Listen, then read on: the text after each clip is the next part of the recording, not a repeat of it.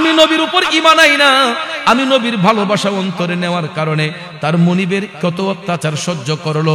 তোমরা তাকায়া দেখো আমার বেলালের শরীরের মধ্যে এমন কোনো জায়গা নাই একটা বাড়ির চিহ্ন না আছে বলে দয়াল নবী বলতেছেন তাকাও আমার বেলালের শরীরের দিকে, যতটা আঘাত আছে সবটা আঘাত আমি নবীর জন্য বেলালের গায়ের মধ্যে লাগাইছে। সমস্ত সাহাবায়ে কেরাম ঝরঝর করে চোখের পানি সাইরা হাউমাউ করে আবার কান্দা দিয়া আমার নবীর কদম মুবারকে গিয়া কই নবী গো আমরা ভুল করেছি, অন্যায় করেছি, ইয়া রাসূলুল্লাহ আপনি আমাদেরকে ক্ষমা করে দেন, ইয়া রাসূলুল্লাহ আমরা ভুল করেছি আমাদেরকে ক্ষমা করে দেন। মদিনার কামলিওয়ালা নবী কয় ঠিক আছে তোমরা আর কখনো আমার বেলালকে নিয়ে কুৎসা করো না, এখন থেকে বেলাল আমাদের সঙ্গে থাকবে, এখন থেকে বেলাল আমাদের সাথে থাকবে। এরপরে বেলাল যখন রসুলের গোলামি শুরু করলেন আমার নবী বেলাল হাবশিকে বললেন বেলাল এখন থেকে তুমি আজানের ধ্বনি দিবা, বেলাল এখন থেকে তুমি মসজিদে নববীর মিনারায় দাঁড়ায় তুমি আজান দিবা। বেলাল কই ইয়া রাসূলুল্লাহ এটা কেমনে? আমার রসুল বললেন নো আমি তোমাকে আদেশ করলাম তুমি আজান দিবা। বন্ধুরা আমার বেলাল হাবশি তখন ডাক দিয়া কই নবী গো আমি আজান দিব তবে আমার একটা শর্ত আছে ইয়া রাসূলুল্লাহ। নবী বললেন তোমার শর্ত কি? বেলাল হাবশি ডাক দিয়া কই নবী গো আমি আজান দেওয়ার সময় যখন আশহাদু আন্না মুহাম্মাদুর রাসূলুল্লাহ বলবো ওই মুহূর্তে আমি যেন আপনারে আমার সামনে দেখতে পাই। ইয়া রাসূলুল্লাহ আমি আজান দিলে যখন আশহাদু আন্না মুহাম্মাদুর রাসূলুল্লাহ বলবো ওই মুহূর্তে যেন আমি আপনার নূরানী চেহারা মুবারকটা আমার চোখের সামনে দেখতে পাই, আপনাকে দেখে দেখে যেন আমি আশহাদু আন্না মুহাম্মাদুর রাসূলুল্লাহ বলতে পারি। আমার রসুল বললেন ঠিক আছে যাও তোমাকে এই আদেশ দেওয়া হলো। সুবহানাল্লাহ কোন ভাইয়ের আমার এরপর থেকে বেলাল আজান দেওয়া শুরু করলেন। বাস্তবিকলি কথা বলতে গেলে মুখে কথা বাস্তব, কিন্তু বেলাল যখন আজান দিতেন তখন ওনার সুরের মধ্যে এতই মাধুর্যতা আসতো মদিনার কচি কচি মাসুম বাচ্চাগুলা এরা মায়ের দুধ পান করা অবস্থায় থাকলে বেলাল যখন আজান দিতেন তখন এরা মুখটা মায়ের স্তন থেকে সরাইয়ে ফেলত। ছোট্ট কচি বাচ্চাগুলা পর্যন্ত বেলাল হাবশির আজানের কণ্ঠে মাতোয়ারা ছিলেন। এত মধুর কণ্ঠে বেলাল আজান দিতেন, কিন্তু পেস কাটিংটা কালো ছিল, সুরতটা কালো ছিল, কিন্তু অন্তরটা আমার নবীর নূরের আলোয় আলো ছিল। ঠিক না বেঠিক? এই গোলামি করার কারণে হঠাৎ একদিন রসুল বললেন বেলাল তুমি তো আমার আগে জান্নাতে যাইবা। আয় হায় হায়, রসুল এই কথা শুনে যখন বললেন বেলাল এই কথা শুনে হাউমাউ করে কান্না শুরু করে দিলেন যে নিশ্চয়ই আমি রাসূলুল্লাহর সামনে মনে কোনো বড় ধরনের বিয়াদবি করে লাইছি। তখন তিনি বলতেছেন ইয়া রাসূলুল্লাহ আমি হাবশি গোলাম কেমনে আপনার আগে জান্নাতে যাইব? সাহাবায়ে কেরামও বলতেছেন ইয়া রাসূলুল্লাহ বেলাল কেমনে আপনার আগে জান্নাতে যাইব? রসুল বললেন অবশ্যই আমার বেলাল আমার আগে জান্নাতে যাবে, কারণ হাসরের ময়দানে আল্লাহ তাআলা আমি রসুলকে বহন করার জন্য একটা জান্নাতি সাওয়ারি পাঠাইবেন। ওই জান্নাতি সাওয়ারিটা টাইনা নেওয়ার জন্য একটা শিকল থাকবে, ওই শিকলটা থাকবে আমার বেলালের কাঁধের মধ্যে। এই জন্য বেলাল যখন শিকলটা কাঁধে নিয়ে হাঁটবে সাওয়ারিটা টাইনা জান্নাতের গেটে নিয়ে যাবে। দরজা খোলার পরে সামনে বেলাল না নবী আগে? বেলাল আগে না নবী আগে? কারণ উনি তো গোলামি করতেছেন। এই রাসূল তো দুলহা সেজে এই সওয়ারির মধ্যে বসা, কিন্তু জিনজিল তো বেলালের কাঁধে, যেই জন টাইনা নিব এই টানন্না লোকটা তো সামনে থাকবো। আমার রসুল বললেন জান্নাতের দরজা খোলার পরে বেলাল যেহেতু জিনজিল টাইনা নিবে বেলালের কদমটাই আগে বেহেশতের ভিতর পড়বে। আমার নবীর গোলামির দাম আছে না নাই? আমরা নবীর গোলামি চাই কি চাই না? বিসমিল্লাহির রহমানির রহিম ওয়া মান ইয়াতাওয়াল্লাল্লাহা ওয়া রাসূলাহু ওয়াল্লাযীনা আমানু فإن حزب الله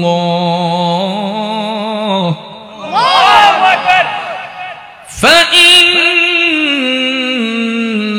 حزب الله هم الغالبون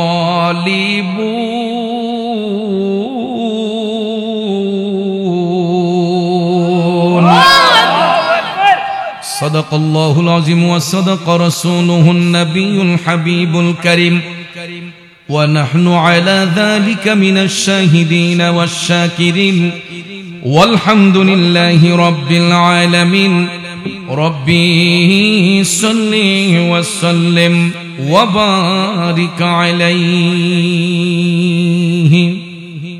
পড়ে কে যাবে নবীর নৌকাতে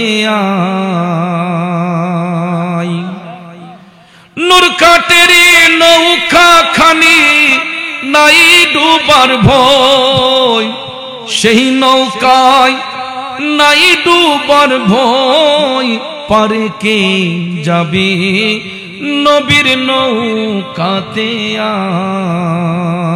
আই পারে কে যাবে নবীর নৌকাতে আই। উপস্থিত ঐতিহ্যবাহী ব্রাহ্মণবাড়িয়া জেলার নবীনগর উপজেলাধীন ভাতুরিয়া আবুল কালাম শাহ রহমতুল্লাহ আলাইহির দরবার শরীফ প্রাঙ্গণে পীরে কামিল শাহ সুফি ফকির আবুল কালাম শাহ রহমতুল্লাহ আলাইহির স্মরণে ওনারই সুপ্রতিষ্ঠিত ঐতিহাসিক আজিমুস-শান ইমানি নুরানি 39তম বার্ষিক সুন্নি মহাসম্মেলন 2025 ইংরেজি সনের সম্মানিত সভাপতি সহসভাপতি, আজকের প্রধান অতিথি, আমন্ত্রিত অতিথিবৃন্দ, সম্মানিত আলোচক বৃন্দ, আমন্ত্রিত উলামায়ে কেরাম, বিশেষ করে যাদের নাম পোস্টারে উল্লেখ করা হয়েছে প্রত্যেকের নাম নেওয়াটা বিশেষ প্রয়োজন। সময় ব্যস্ততার কারণে, একাধিক নাম হওয়ার কারণে সবার নাম উল্লেখ করতে না পারলেও সবার প্রতি আন্তরিক স্নেহ শ্রদ্ধা ভালোবাসা রইল। বিশেষ করে জিনার প্রচেষ্টায় সুপরিচালনায় এই মাহফিল আপনাদের সহযোগিতায় চলমান, অত্র দরবার শরীফের গদ্দিনিশীন আমার অত্যন্ত স্নেহাস্পদ পীরজাদা পীর হযরত মাওলানা খন্দকার মুহাম্মদ মাইদুল ইসলাম শাহ সাহেব মাদ্দাজিল্লাহুল আলিয়া, বিশেষ করে সার্বিক ব্যবস্থাপনায় রাজধানী ঢাকার বিশিষ্ট ব্যবসায়ী আমার বন্ধুবর জনাব মোহাম্মদ কামাল পারভেজ ভাই সহ আমার সামনে উপস্থিত তরিকতপন্থী মুরব্বী বাবারা, যুবক ভাইয়েরা, ছাত্র ভাইয়েরা, পর্দানৈশীন মা বোনেরা, সকলের প্রতি আবারও আন্তরিক সালাম। আসসালামু আলাইকুম ওয়া রাহমাতুল্লাহি ওয়া বারাকাতুহু। বাবাজিরা আমার, রব্বুল ইজ্জতের আলিশান দরবারে লাখো কোটি শুকর গুজার করার পর প্রিয় নবী সরকার দু আলম নূরে মুজাসসম নূরুন আলা নূর, দু জাহানের সরদার, উম্মতের দরদি, শাফাতের কান্ডারি, হায়াতুন নবী, জিন্দা নবী মুহাম্মদ রাসূলুল্লাহ সাল্লাল্লাহু তাআলা আলাইহি ওয়াসাল্লামের শানে নাতে মুস্তাফা, দুরুদে মুস্তাফা সাল্লাল্লাহু আলাইহি ওয়াসাল্লাম পরিবেশন করে মহাগ্রন্থ আল কোরআনুল কারীমের সূরা আল মাইদার 56 নম্বর আয়াতে পাক আপনাদের খেদমতে তেলাওয়াত করেছি। খুব অল্প সময়ে আয়াতে পাকের মূল অর্থ তাফসীরের ভাষায় কিছু আলোচনা এসেছে, এইগুলো উপস্থাপন করে মিলাদ শরীফ হবে আর একটু জিকির হবে। রাজি আছেন তো সবাই? আল্লাহ তাআলা যেন শেষ পর্যন্ত আমাদেরকে কবুল করেন, আমরা বলি আমিন। আমরা আজকে এতই ভাগ্যবান, যেটা শুনলে আপনারা অবশ্যই আনন্দিত হবেন। আমরা আজকে চতুর্দিকে ভাগ্যবান। এটা কিভাবে জানেন? এমন একটা মাস আমাদের নিকট আগমন করেছে, যেই মাসটাকে আমার রসুল নিজের মাস বলেছেন। আরবিতে এই সম্মানিত মাসটার নাম হচ্ছে মাহে শাবান। আজকে শাবানের চাঁদ উদিত হয়েছে। আজকে শাবানের প্রথম রাত, অর্থাৎ রাত পোহালেই আমরা এই শাবানের চাঁদে আল্লাহ তাআলা আমাদেরকে একটা ঈদ দান করেছেন, যেটা গরিবদের ঈদ, জুমার দিন। কথা কোন ঠিক কিনা? আল্লাহ রাব্বুল আলামিন আমাদেরকে এমন ভাবে বরকতময় করেছেন যে এক তো হলো এটা শাবানের চাঁদ, দ্বিতীয় হলো এটা শাবানের প্রথম জুমা, তৃতীয়ত হলো এটা একটা আল্লাহর ওলির দরবার, চতুর্থ হলো অলির দরবারে আমার নবীর প্রেমের বাগান। কথা কোন ঠিক না বেঠিক? তাহলে আজকে আমরা চতুর্দিকে ভাগ্যবান। কথা কোন ঠিক কিনা? এই মাহফিল হওয়াতে আমরা খুশি না বেজার? আমরা যতটুক না খুশি, আজকে আল্লাহর অলিদের রুহানি আমাদের উপর আরো বেশি বেশি খুশি। কবরবাসীর রুহু আজকে আরো বেশি বেশি খুশি। কথা কোন ঠিক কিনা? কারণ বাবাজির আমার, জুমার রাতের ফজিলত হলো, আমার দয়াল নবী বলছেন, জুমার রাতে আল্লাহ রাব্বুল আলামিন দুনিয়ার জমিনে সমস্ত মুর্দাগণের রুহুকে আল্লাহ ছেড়ে দেয়। তারা আপন আপন বাসগৃহে যায়। তাদের আওলাদরা ভালো কাজ করে না, খারাপ কাজ করে, সেটা দেখার জন্য রুহুগুলাকে আল্লাহ তাআলা পাঠাইয়া দেয়। এ বন্ধুরা আমার, বাবাজিরা, শনিবারে সূর্যাস্তের আগে ওই রুহুগুলাকে আল্লাহ তাআলা আবার আপন জায়গায় নিয়ে যায়। বিশেষ বিশেষ সময়ে আল্লাহ তাআলা রুহুগুলাকে জিজ্ঞাসাবাদ করে, তোমার যে আওলাদ রেখে আসছো ওরা কেমন কাজ করছে দেখে আসলাম। তখন যদি কেউ ভালো কাজে থাকে, রুহুগুলা আল্লাহর কাছে দামি হইয়া যায়। আর যদি কেউ অসৎ কাজে থাকে, ওই রুহুগুলা আল্লাহর কাছে বেজার হইয়া যায়। তাইলে বলুন, এই মুহূর্তে আমাদের বংশের মুর্দেগানের রুহু আমাদের উপর খুশি নাকি বেজার? এ যুবক বন্ধুরা আমার, একটু ভাইবা দেখেন, আজকে কত মানুষ এই মাহফিলের মোহব্বতে আসছিল, কিন্তু ক্লান্তি আসার কারণে অনেকে হয়তো ঘুমের ঘরে চলে গেছে। কেউ হয়তো গিয়ে দেখেন দোকানে বসে সময় নষ্ট করতেছে, কেউ গিয়ে দেখেন রাস্তার মধ্যে হাঁটাচলা করতেছে। কিন্তু ভাইয়ার আমার, বন্ধুরা আমার, খোদাই না করুক, এই জান্নাতের বাগানে আমার আপনার মরণ হতে পারে কি পারে না? আমরা দোকানে বসে আছি, সেখানে মরণ হতে পারে কি পারে না? রাস্তা দিয়ে হাঁটতেছি, সেখানে মরণ হতে পারে কি পারে না? আজরাইল আসিয়া প্রাণ করিব হরণ, হাই গো আজরাইল আসিয়া প্রাণ করিব হরণ। ওরে নিজ গুণে সাহেব আল্লাহ করবানি বারণ, আমার উপায় কি তখন আমার আল্লাহ নিরঞ্জন, না জানি কে হালে আমার হইব মরণ। বাজানো, একবারে সাধারণ মানুষ থেকে নিয়ে মুমিন পর্যন্ত এই পৃথিবীতে যারা আসবে সবাই একদিন চলে যাবে। কিন্তু ভাইয়ের আমার, মানুষ চলে যাবার পরে সব কিছু বিলীন হয়ে গেলেও দুইটা জিনিস কখনো নষ্ট হবে না।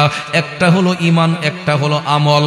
আর ওই দুইটা জিনিস ছাড়া কবরে আর কিছু সঙ্গী হবে না। কথা বলেন ঠিক কিনা? ওই সত্যের পথ তারাই থাকে, আল্লাহর পথে তারাই থাকবে যাদের বন্ধুত্ব স্থাপন হবে আমার মৌলার সাথে, যারা প্রেমের কালেকশন ফিট করবে আমার নবীর সাথে, যারা প্রেমের কালেকশন ফিট করবে অলিদের সাথে। এটাই হলো আল্লাহ তাআলার দল। এদেরকে আল্লাহ তাআলা পছন্দ করেছেন, আল্লাহ নিজের দল বলেছেন। তাইলে বলুন, আমরা আল্লাহর দলে থাকতে চাই কি চাই না?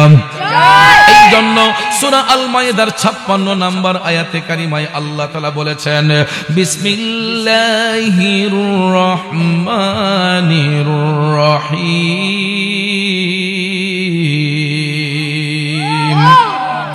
ومن يتول الله ورسوله والذين آمنوا فإن حزب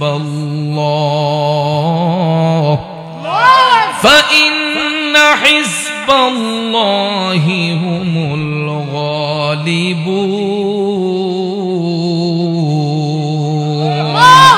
জোরে বলুন, ঘোষণাকার আল্লাহ রাব্বুল আলামিন বলতেছেন, হে জগৎবাসীরা, যারা বন্ধুত্ব স্থাপন করবে আল্লাহর সাথে এবং তার রাসূলের সাথে এবং মুমিনদের সাথে, আল্লাহ তাআলা কই এরা আল্লাহরই দলভুক্ত, আর নিশ্চয়ই আল্লাহ রাব্বুল আলামিনের দলই হবে বিজয়ী। এই জন্য ভাইয়ের আমার, বন্ধুরা আমার, এই পৃথিবীর মধ্যে আল্লাহ রাব্বুল আলামিন যত জাতি সৃষ্টি করেছেন, সকল জাতির মধ্য থেকে শ্রেষ্ঠ জাতি রূপে স্বীকৃতি দিয়েছেন আশরাফুল মাখলুকাত, মানব জাতিকে। কথা কোন ঠিক কিনা? আমার আল্লাহ বিবেক দিয়েছেন, বুদ্ধি দিয়েছেন, ধৈর্য দিয়েছেন, শক্তি দিয়েছেন, সামর্থ্য দিয়েছেন। কিন্তু ওই বুদ্ধি প্রয়োগ করে, জ্ঞান প্রয়োগ করে দেখবেন, কেউ হয়েছে হিন্দু ধর্মের অনুসারী, কেউ খ্রিস্টান ধর্মের অনুসারী, কেউ বৌদ্ধ, কেউ ইহুদি, কেউ নাসারা, কেউ মুসলমান।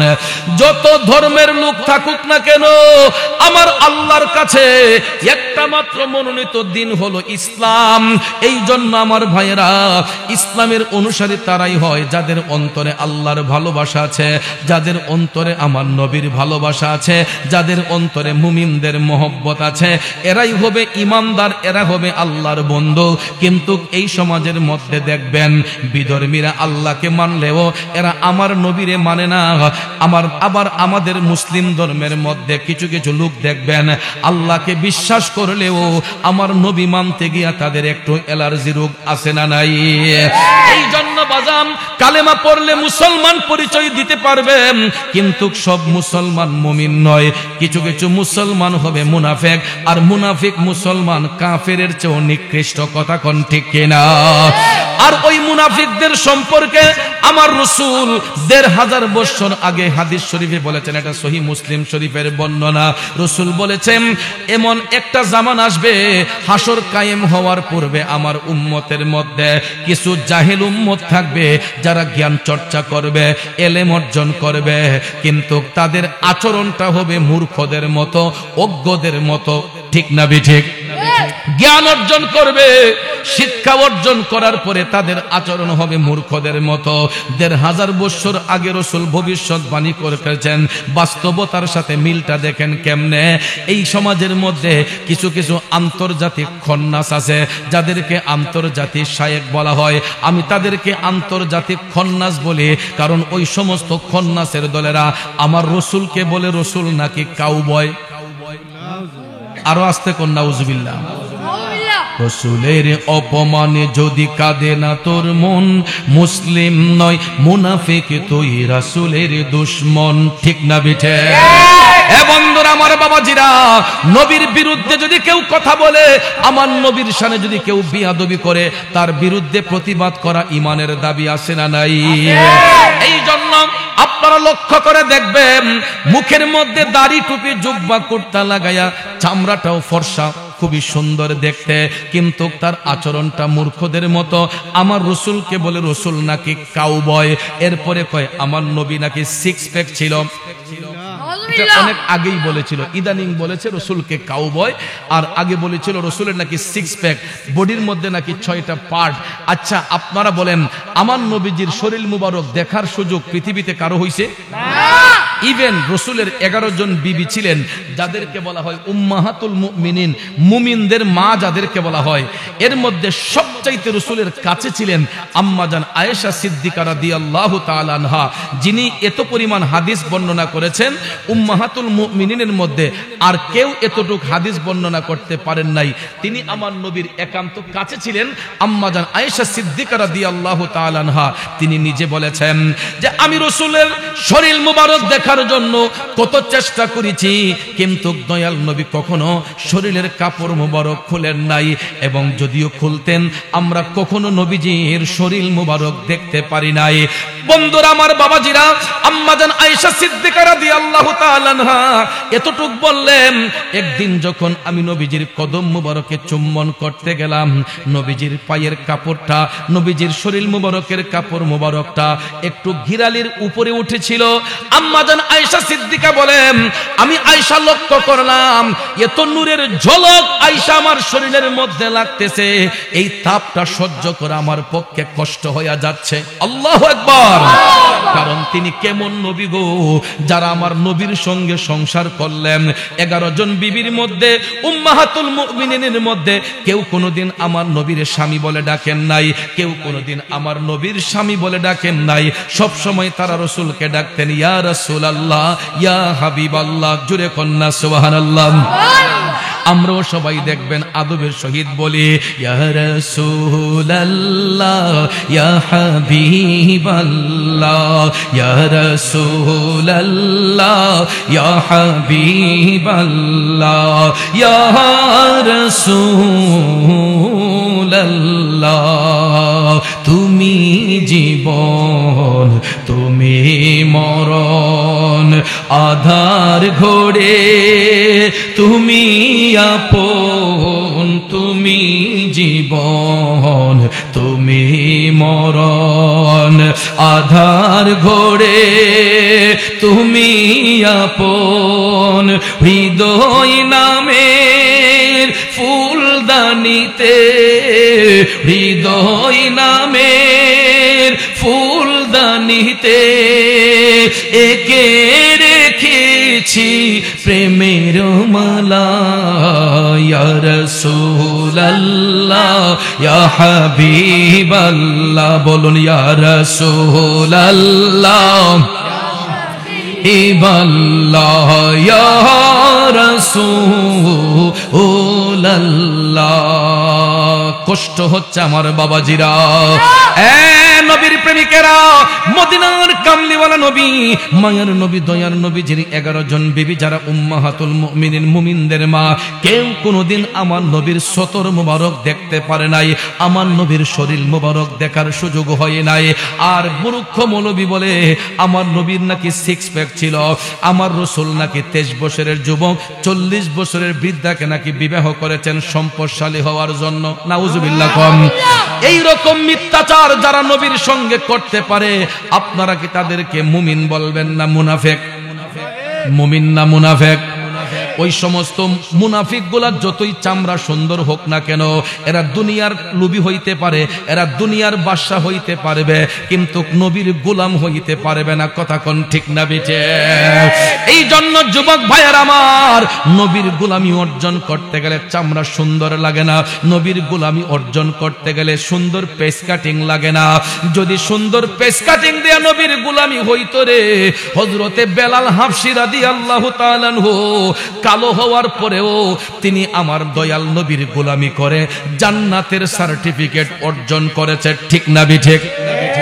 পেস কাটিং দিয়ে ঈমান যাচাই হয় না, রূপ দিয়ে ঈমান যাচাই হয় না।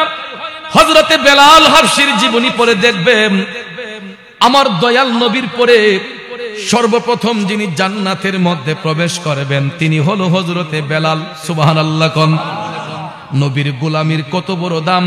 হযরতে বেলাল হাবশী রাদিয়াল্লাহু তাআলা আনহু এতই কালো ছিলেন, এতই গরীব ছিলেন, শরীরটা ঢাকার মতো একটা কাপড় হযরতে বেলালের ছিল না। লজ্জাস্থানটা ঢাকার কাপড় ছাড়া হযরতে বেলালের অন্য কোনো কাপড় ছিল না। পুরোটা শরীর খালি থাকতো রে আমার বাজানরা।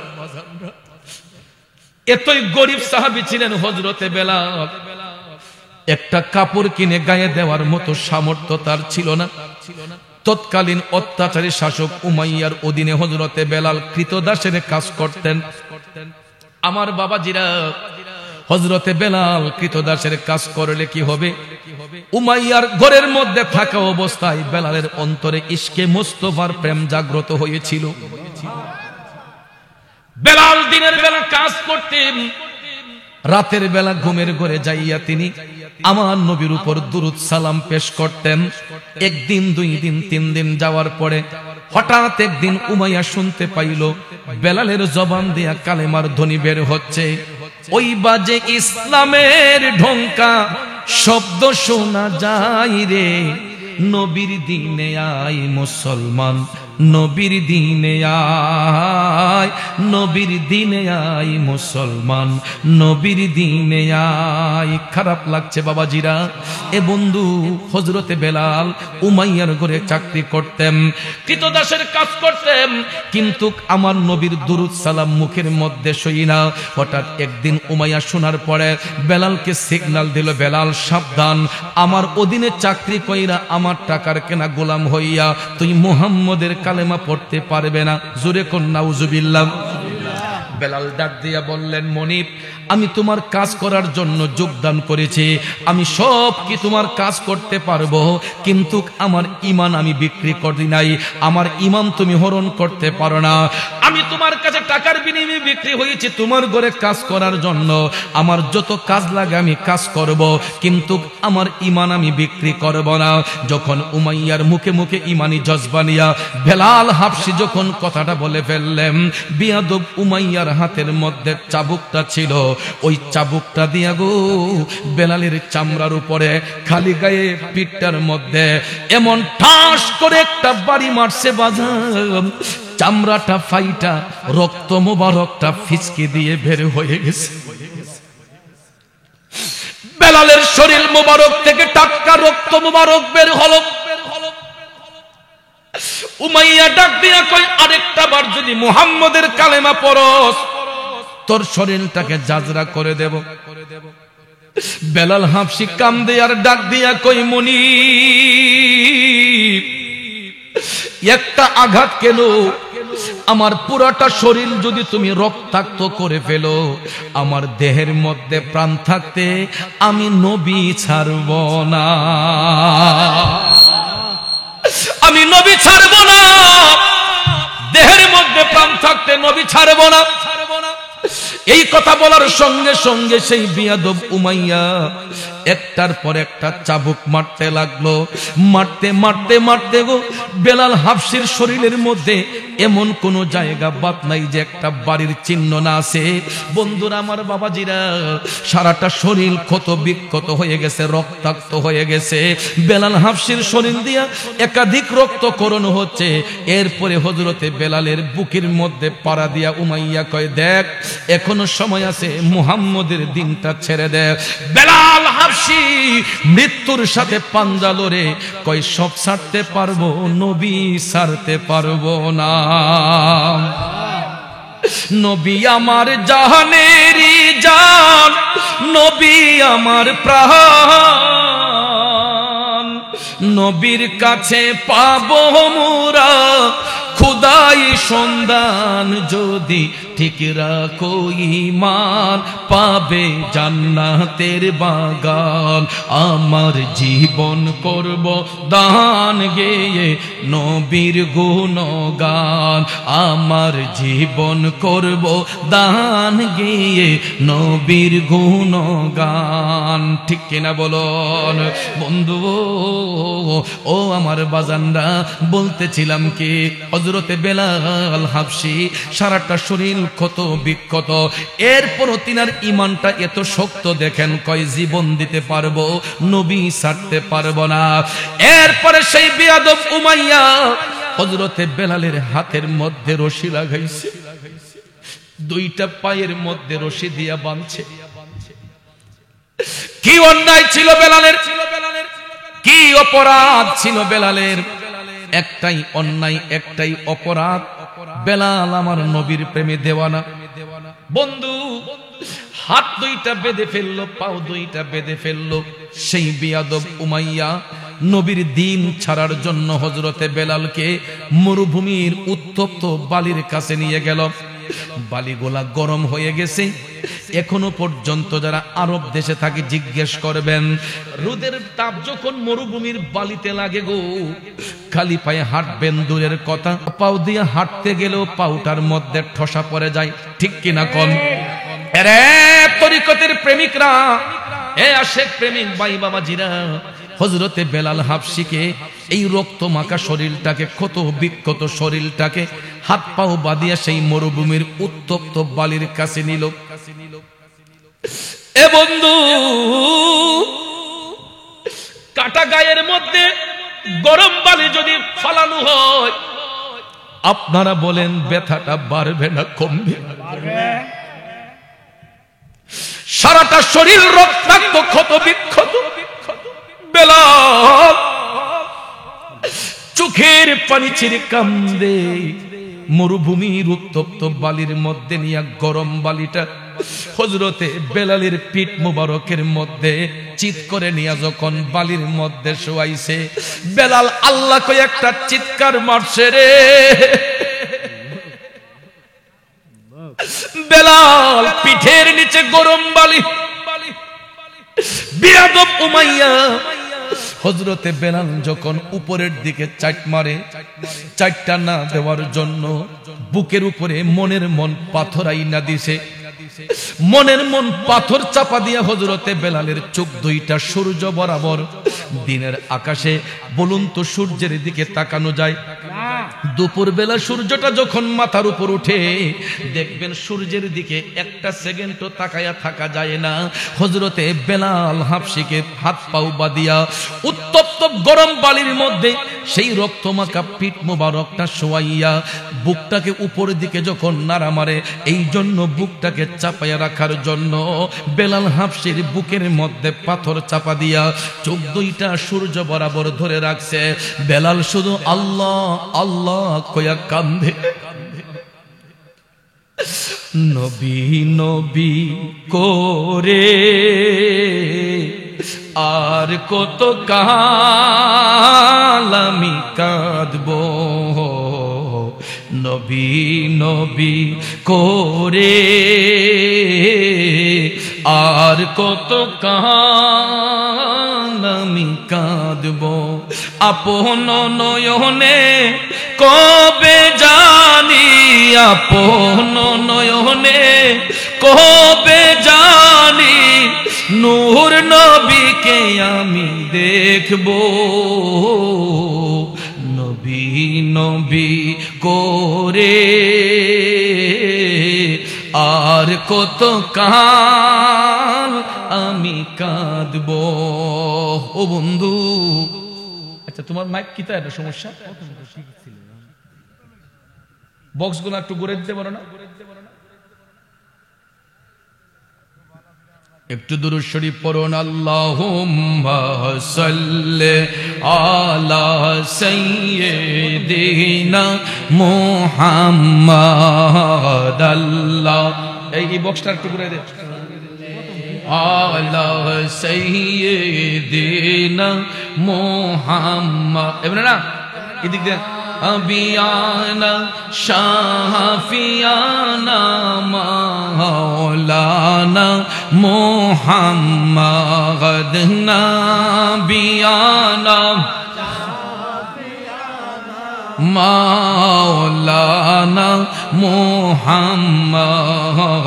আল্লাহুম্মা সাল্লি আলা সাইয়্যিদিনা মুহাম্মাদ। নাবি মাশাআল্লাহ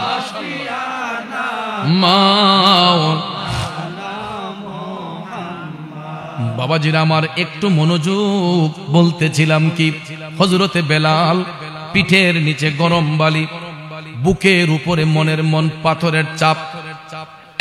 যুবক বন্ধুরা, চোখ দুইটা সূর্য বরাবর।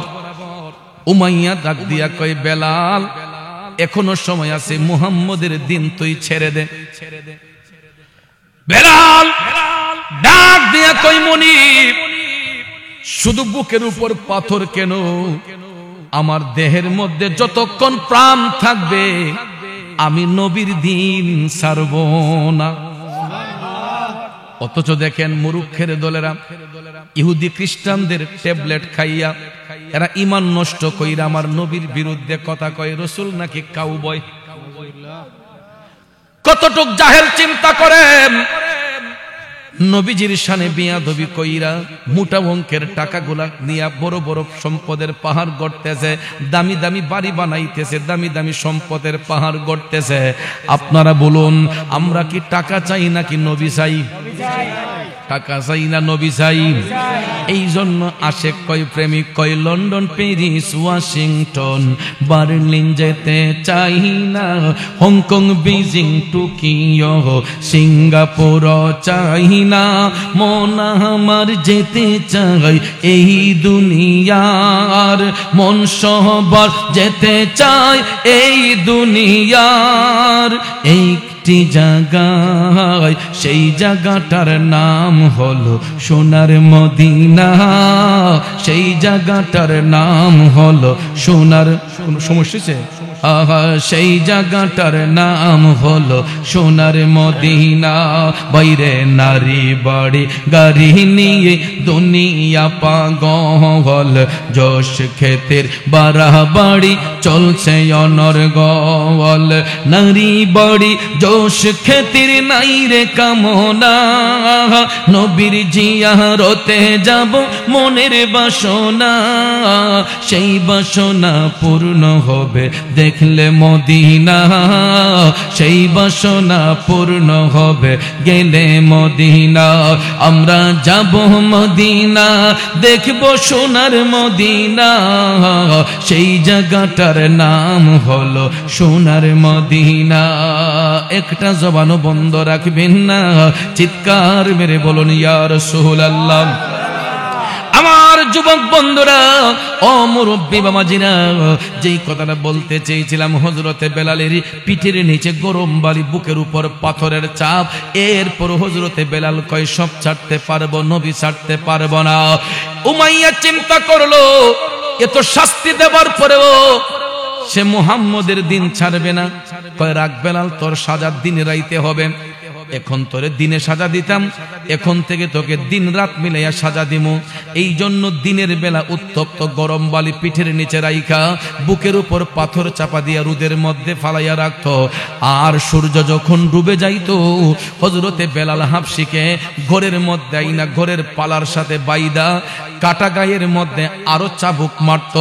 বন্ধুরে, শরীরের মধ্যে যদি একটা ব্যথা থাকে, কাটার দাগ থাকে, ওই কাটাটা যদি জায়গাটা কাঁচা থাকে, এই জায়গার মধ্যে আরেকটা বাড়ি যদি পড়ে, আরেকটা আঘাত যদি পড়ে, আপনারা বলুন তো কেমন লাগবে?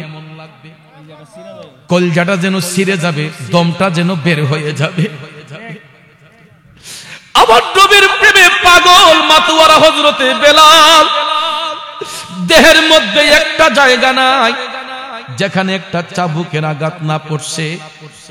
সন্ধ্যাবেলা ঘরের পালার মধ্যে বাইদা আবার কাটা জায়গার মধ্যে আবার চাবুক মারত।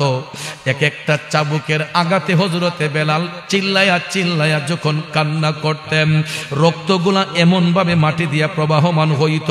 পশু জবাই করলে পশুর রক্তগুলা যেই রকম প্রবাহমান হয়, এই রকম হযরতে বেলালের গায়ের রক্তগুলা এই রকম ভাবে ড্রেন দিয়া যাচ্ছে, একটা নালা হইয়া বায়া বায়া যাচ্ছে। বেলালের কান্নার শব্দ শুনতে পেয়েছিলেন আমার নবীর প্রিয় সাহাবী, ইসলামের প্রথম খলিফা হযরতে আবু বকর সিদ্দিক রাদিয়াল্লাহু তাআলা আনহু। তিনি যখন উমাইয়ার বাড়ির পাশ দিয়ে যাচ্ছেন, হঠাৎ করে সিদ্দিক আকবর কান্নার শব্দ শুনতে পাইলেন। কে যেন মধুর কণ্ঠে কান্না করতেছে। হঠাৎ করে আবু বকর সিদ্দিক ভাবলেন, উমাইয়ার বাড়িতে তো তার কৃতদাস ছাড়া আর কেউ নাই, একটু দেখি তো করুণ কণ্ঠে কে কান্না করতেছে। আবু বকর সিদ্দিক উমাইয়ার বাড়ির মধ্যে ঢুইকা তিনি দেখতেছেন ঘরের পালার সাথে হযরতে বেলাল হাবশিকে বেঁধে এমন ভাবে মারপিট করতেছে, শরীরের রক্তগুলা মাটি দিয়া গড়াইয়া গড়াইয়া যাচ্ছে। আবু বকর সিদ্দিক টক টক করে চোখের পানি ছেড়ে কান্না শুরু করে দিয়া বললেন, কিরে বেলাল, কেমন মুনিবের অধীনে তুমি চাকরি করো? কোন মুনিব কি তার গোলামকে এই রকম প্রহার করতে পারে? কি অন্যায় করেছো বেলাল? এ বেলাল, কি অপরাধ করেছো? বেলাল হাবশি ডাক দিয়া কই, হুজুর, ও সিদ্দিক আকবর, আমার একটাই অন্যায়, একটাই অপরাধ।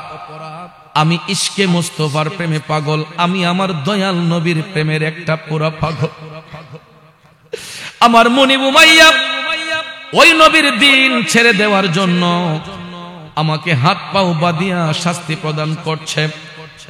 এ বন্ধু, উমাইয়া হাত পাও বাঁধিয়া বেলালকে টর্চারিং করা, এই কথা শোনার সঙ্গে সঙ্গে আবু বকর সিদ্দিক বললেন, বেলাল, সত্যি যদি তুমি রাসূলকে ভালোবাসো, যত টাকা লাগুক না কেন, আমি এই অত্যাচার থেকে তোমারে মুক্ত করে নিয়ে যাইব। দেখিয়া হযরত বেলাল প্রেমেতে হইয়া মাতাল, পাইল ও মাহিয়ার জালাতন। দেখিয়া তার প্রেম ভক্তি বেলালকে দিল মুক্তি, পাইল ও মাহিয়ার জালাতন। আল্লাহর নবী, নূরের নবী গো, আপনি নবী জীবনের জীবন। এ বন্ধু, গভীর মনোযোগ আমার বাজানো।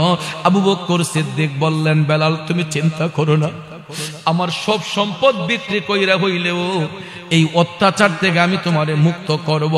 বন্ধুরা আমার, বাবাজিরা আমার, চিন্তা করে দেখেন একজন ইমানদারের পক্ষে আর একজন ইমানদার কেমনে কাজ করে। আবু বকর সিদ্দিক টাকার চিন্তা করলেন না, নবীর মহব্বতে হযরতে বেলালকে গিয়া সান্ত্বনা দিয়ে বললেন, যত টাকা লাগুক আমি তোমার এই অত্যাচার থেকে মুক্ত করব। সঙ্গে সঙ্গে সিদ্দিক আকবর চলে গেলেন উমাইয়ার কাছে, ডাক দিলেন, উমাইয়া তুমি না মুনিব হইয়া গোলাম রেখে কেউ এরকম টর্চার করে?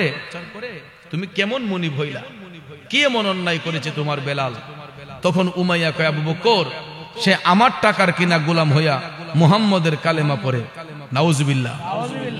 সিদ্দিক আকবর ডাক দিয়া কয়, হে বিয়াদব, একবার আমার নবীর নামটা বিয়াদবি করে নিয়েছস, আর একবার নিলে আমি তোর জিভ টেনে ছিঁড়ে ফেলবো। বেলাল আমার নবীর প্রেমে দেওয়ানা, আমি এই মুহূর্তে বেলালকে আজাদ করতে চাই, বলো কত টাকার বিনিময়ে তুমি বেলালকে মুক্তি দিবা? সিদ্দিক আকবর বললেন, তুমি কত টাকার বিনিময়ে বেলালকে মুক্তি দিবা? আমি এই মুহূর্তে তোমার এই অত্যাচার থেকে আমি বেলালকে আজাদ করতে চাই, মুক্ত করতে চাই। তখন উমাইয়া কয়, আবু বকর বেলালকে যদি নিতে হয় আমাকে 1500 দিনার দিতে হবে। কত দিনার? আবু বকর সিদ্দিক বলেন, ঠিক আছে। পকেটে হাত দিয়া 1500 দিনার দিলেন। উমাইয়া মনে করছে যে আবু বকর সিদ্দিক এত টাকা দিয়া বেলালকে আজাদ করবে না, কারণ তখনকার সময় 1500 দিনার বর্তমান সময়ের কত কোটি টাকা হইতে পারে। সে কল্পনাই করতে পারে নাই যে আবু বকর সিদ্দিক এত টাকা দিয়ে হযরতে বেলালকে আজাদ করবেন। সঙ্গে সঙ্গে হযরতে বেলালকে যখন আজাদ করলেন, তখন আবু বকর সিদ্দিক বললেন, তার হাতের বান পায়ের বান খুলে দাও। খুলে যখন দেওয়া হলো, আবু বকর সিদ্দিক দেখতেছেন হযরতে বেলালের পুরাটা শরীর ক্ষত বিক্ষত, রক্তাক্ত, গায়ের মধ্যে কাপড় নাই, শুধু লজ্জাস্থানের কাপড়টা ঢাকনা। বন্ধুরে, আবু বকর সিদ্দিক ডাক দিয়া কয়, বেলাল তুমি কান্দো না। বেলাল হাফসি ডাক দিয়া কয়, সিদ্দিক আকবর আমার এত বড় উপকার করলে আমি তো আপনার কাছে ঋণী হয়ে গেলাম। আবু বকর সিদ্দিক কয়, চুপ করো বেলাল, এটা কি বলছো? তুমি আমার কাছে ঋণী হইবা কেন? এটা আমার ঈমানি দায়িত্ব পালন করেছি, আমি আমার ঈমানি দায়িত্ব পালন করেছি, তুমি ঋণী হইবা কেন? কোনো ঋণী নয়, তুমি আমার নবীর গোলাম। কারণ আমরা তো সবকিছু অর্জন করেছি নবীর কারণে, ঠিক না ঠিক? ওরে যাহার দনে হইলাম ধনী, যাহার মানে হইলাম মানি। গলা রাখাই এলিছি, শেষ। এতক্ষণ তো অনেক ভালো ছিল বাবা, এখন কি করলা এটা? ওরে যাহার দনে হইলাম ধনী, যাহার মানে হইলাম মানি, যাহার গুণে হইলাম গুণী, প্রাণে বিশ্বাস রয়া আমার। মুর্শিদ আমার রংমহলে আগদুয়ারে পাহারাদার, তাই তো আমি শুইয়া থাকি সংবাদ লই না দুনিয়ার, ঠিক না বিঠি? এখন বেলাল ডাক দিয়া কই, হুজুর এতটুক যদি করেছেন আর একটা উপকার করেন, আমি তো রাস্তা চিনি না, আমাকে মদিনা শরীফে দয়াল নবীর কদমে হাজির করাইয়া দেন। দিদারে মুস্তাফা কবে হবে যে, অপেক্ষায় রত আছে এই দুটি নয়ন যে, শয়নে স্বপনে স্মরণে মুস্তাফা আমায় সর্বদা বিভোর করে দে, মদিনায় কবে যাব আমি যে। বন্ধু, হযরতে বেলাল এখন মদিনার কামলিওয়ালা নবীর কাছে যাওয়ার আশায়। হযরত আবু বকর সিদ্দিক বললেন, বেলাল টেনশনের কোনো কারণ নাই, আমি তোমাকে দয়াল নবীর কদম মুবারকে নিয়ে যাইব। এই বলিয়া হযরতে বেলাল হাফসিকে সাথে নিয়া যখন আবু বকর সিদ্দিক রওনা হইলেন, আমার রাসূল আসহাবে সুফফার মধ্যে বৈশাখ সাহাবায়ে কেরামের মাজলিসে আলোচনা করতেছেন। হঠাৎ করে দেখা যায় নবীজির চোখের পানি মুবারক টপ টপ করে পড়তেছে। সাহাবায়ে কেরাম ডাক দেয়া কয়, নবী গো, ওগো মদিনার কামলিওয়ালা নবী, হঠাৎ করে আপনি কান্না করতেছেন কেন নবী গো? রাসূল বলতেছেন, আমার একটা প্রেমিক পাগল আমার দিকে ছুটে আসতেছে। কেউ আমার নবী না বলে দেখে না, নবী না বলে জানে না। বেলাল যে রাসূলের দিকে আসতেছে, আমার নবী দেখে কি দেখে না? জানে কি জানে না? এই বিশ্বাসের নামই হলো ঈমান। ঠিক না বেঠিক? আমি আপনি চর্ম চোখ দিয়ে শুধু চোখের সামনে দেখি, আর আমরা এমন নবীর উম্মত, ওই নবী সামনে যতটুক দেখেন, পিছনে ততটুক দেখেন, ডাইনে যতটুক দেখেন, বামে ততটুক দেখেন, উপরে যতটুক দেখেন, নিচে ততটুক দেখেন। অর্থাৎ আল্লাহর কুল কায়নাতে যতটা জগৎ সমূহ আছে, আমার আল্লাহ দেখেন কুদরতের নজরে, আমার রসুল দেখেন রহমতের নজরে। আমার যুবক বন্ধুরা, সাহাবায়ে কেরাম ডাক দিয়া কয়, নবী গো, কে সেই ভাগ্যবান যার জন্য দিনের নবী চোখের পানি ছাইরা কান্দে? আমার রসুল কয়, আমার বেলাল আবু বকরের সঙ্গে আমার দিকে আসতেছে। তো সাহাবায়ে কেরাম ভাবলেন, না জানি বেলাল কেমন সুন্দর মানুষটা নবীর দিকে আসতেছে, না জানি কত ভিআইপি একটা লোক রসুলের দিকে আসতেছে। সমস্ত সাহাবায়ে কেরাম অপেক্ষমান বেলাল হাবশিকে দেখার জন্য। ভাইয়ের আমার, বন্ধুর আমার, কিছুক্ষণ পরেই দেখা যায় হযরতে বেলাল হাবশি আমার নবীর কাছে যখন আসলেন, সিদ্দিক আকবর রসুলের কদম মুবারকে সালাম দিলেন। বেলাল হাবশি আমার রসুলকে যখন সালাম দিচ্ছেন, আসসালাতু আসসালামু আলাইকা ইয়া রাসূলুল্লাহ, এমন সময় দেখা যায় উনার মুখের মধ্যে সালাম দিতে গিয়ে কথাটা একটু বেজে গেছে, আর সাহাবায়ে কেরাম হাসি মাইরা উঠছে। বেলালের মুখের মধ্যে কথা বেজে যাওয়াতে শরীরের মধ্যে কাপড় নাই, শরীরটা রক্তাক্ত, সালামটা দিতে পারে নাই, মুখে কথা বেজে গেছে। সাহাবায়ে কেরাম হাসি মেরে উঠছেন। আমার রসুল তখন সাহাবায়ে কেরামকে বললেন, চুপ করো, এ সাহাবারা, তোমরা হাসতেছো কেন? জানোনি সে কে? আমার বেলালের মুখের মধ্যে কথা বাজতেছে বিদায় তোমাদেরকে কোনো কষ্ট হইছে, তোমাদের রং লাগছে। দয়াল নবী বলতেছেন, চুপ করো, তোমরা জানোনি আমার বেলাল আমি নবীর জন্য কি করছে? রসুল বললেন, বলো তো, ইসলাম গ্রহণ করার পরে তোমরা আমি নবীর জন্য গায়ের মধ্যে কতটা আঘাত খাইছো? কিন্তু আমার বেলাল আমি নবীর উপর ঈমান আই না, আমি নবীর ভালোবাসা অন্তরে নেওয়ার কারণে তার মনিবের কত অত্যাচার সহ্য করলো। তোমরা তাকাইয়া দেখো, আমার বেলালের শরীরের মধ্যে এমন কোন জায়গা নাই একটা বাড়ির চিহ্ন না আছে বলে দয়াল নবী বলতেছেন, তাকাও আমার বেলালের শরীরের দিকে, যতটা আঘাত আছে সবটা আঘাত আমি নবীর জন্য বেলালের গায়ের মধ্যে লাগাইছি। সমস্ত সাহাবায়ে কেরাম ঝরঝর করে চোখের পানি সাইরা হাউমাউ করে আবার কান্দা দিয়া আমার নবীর কদম মুবারকে গিয়া কই, নবী গো, আমরা ভুল করেছি, অন্যায় করেছি, ইয়া রাসূলুল্লাহ আপনি আমাদেরকে ক্ষমা করে দেন। ইয়া রাসূলুল্লাহ আমরা ভুল করেছি, আমাদেরকে ক্ষমা করে দেন। মদিনার কামলিওয়ালা নবী কয়, ঠিক আছে, তোমরা আর কখনো আমার বেলালকে নিয়ে কুৎসা করো না, এখন থেকে বেলাল আমাদের সঙ্গে থাকবে, এখন থেকে বেলাল আমাদের সাথে থাকবে। এরপরে বেলাল যখন রসুলের গোলামি শুরু করলেন, আমার নবী বেলাল হাবশিকে বললেন, বেলাল এখন থেকে তুমি আজানের ধ্বনি দিবা, বেলাল এখন থেকে তুমি মসজিদে নববীর মিনারায় দাঁড়ায় তুমি আজান দিবা। বেলাল কই, ইয়া রাসূলুল্লাহ এটা কেমনে? আমার রসুল বললেন, নো, আমি তোমাকে আদেশ করলাম তুমি আজান দিবা।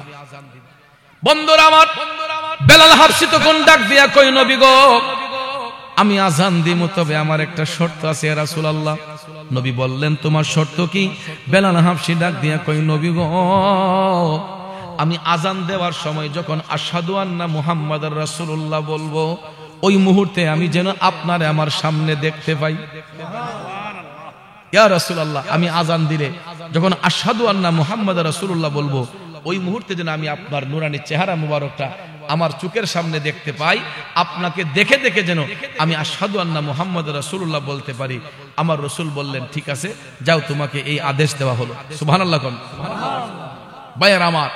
এরপর থেকে বেলাল আজান দেওয়া শুরু করলেন। বাস্তবিকলি কথা বলতে গেলে মুখে কথা বাস্তব, কিন্তু বেলাল যখন আজান দিতেন তখন ওনার সুরের মধ্যে এতই মাধুর্যতা আসতো, মদিনার কচি কচি মাসুম বাচ্চাগুলা এরা মায়ের দুধ পান করা অবস্থায় থাকলে বেলাল যখন আজান দিতেন তখন এরা মুখটা মায়ের স্তন থেকে সরাইয়ে ফেলত। ছোট্ট কচি বাচ্চাগুলা পর্যন্ত বেলাল হাবশির আজানের কণ্ঠে মাতোয়ারা ছিলেন। এত মধুর কণ্ঠে বেলাল আজান দিতেন, কিন্তু পেস কাটিংটা কালো ছিল, সুরতটা কালো ছিল, কিন্তু অন্তরটা আমার নবীর নূরের আলোয় আলো ছিল। ঠিক না বেঠিক? এই গোলামি করার কারণে হঠাৎ একদিন রসুল বললেন, বেলাল তুমি তো আমার আগে জান্নাতে যাইবা। আয় হায় হায়, রসুল এই কথা শুনে যখন বললেন, বেলাল এই কথা শুনে হাউমাউ করে কান্না শুরু করে দিলেন যে নিশ্চয়ই আমি রাসূলুল্লাহর সামনে মনে কোনো বড় ধরনের বিয়াদবি করে লাইছি। তখন তিনি বলতেছেন, ইয়া রাসূলুল্লাহ, আমি হাবশী গোলাম কেমনে আপনার আগে জান্নাতে যাইব? সাহাবায়ে কেরাম বলতেছেন, ইয়া রাসূলুল্লাহ, বেলাল কেমনে আপনার আগে জান্নাতে যাইব? রাসূল বললেন, অবশ্যই আমার বেলাল আমার আগে জান্নাতে যাবে, কারণ হাসরের ময়দানে আল্লাহ তাআলা আমি রাসূলকে বহন করার জন্য একটা জান্নাতি সাওয়ারি পাঠাইবেন। ওই জান্নাতি সাওয়ারিটা টাইনা নেওয়ার জন্য একটা শিকল থাকবে, ওই শিকলটা থাকবে আমার বেলালের কাঁধের মধ্যে। এই জন্য বেলাল যখন শিকলটা কাঁধে নিয়ে হাঁটবে, সাওয়ারিটা টাইনা জান্নাতের গেটে নিয়ে যাবে। দরজা খোলার পরে সামনে বেলাল না নবী আগে? বেলাল আগে না নবী আগে? কারণ উনি তো গোলামি করতেছেন। এই রাসূল তো দুলহা সেজে এই সাওয়ারির মধ্যে বসা, কিন্তু জিনজিল তো বেলালের কাঁধে। যেই জন টাইনা নিব, এই টানুন্না লোকটা তো সামনে থাকবো। আমার রাসূল বললেন, জান্নাতের দরজা খোলার পরে বেলাল যেহেতু জিনজিল টাইনা নিবে, বেলালের কদমটাই আগে বেহেশতের ভিতর পড়বে। আমার নবীর গোলামির দাম আছে না নাই? আমরা নবীর গোলামি চাই কি চাই না? বাবাজিরা আমার, আরো হয়তো আধা ঘন্টা কথা বলতে পারতাম, কিন্তু আমি দুর্বল হয়ে গেছি।